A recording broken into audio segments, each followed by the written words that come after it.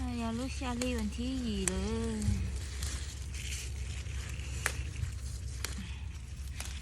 Cậu ý đi còn thi xa còn thi gì nữa. Nó ta xuyên thôi đi ư.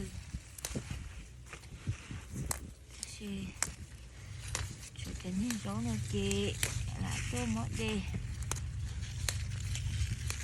Cái bài xếp của nó nên vừa.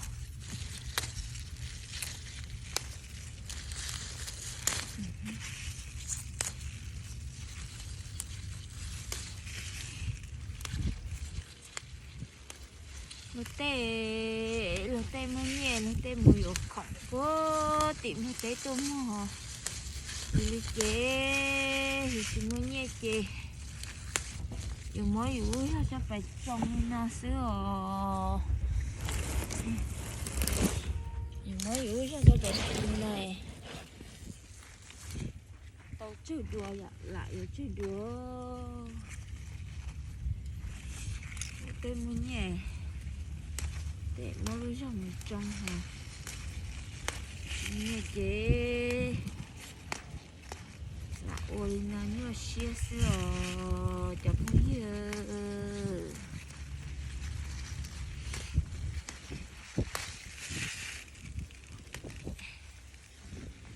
Giờ đây là tôi nhớ tế chơi nó. Giờ có lúc mình chơi cú lúc chơi có lúc. Chỉ dùng xí thông nè.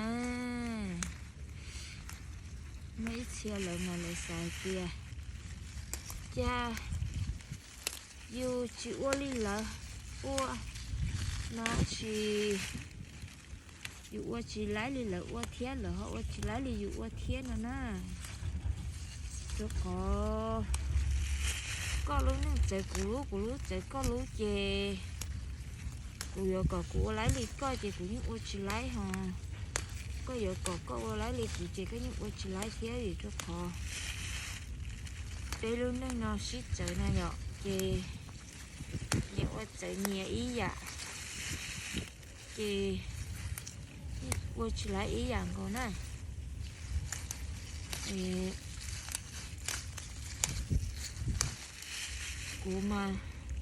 Cú chết cho mình nhọ kề cú như sao múa hơi lử còn phần này cơ thì xin là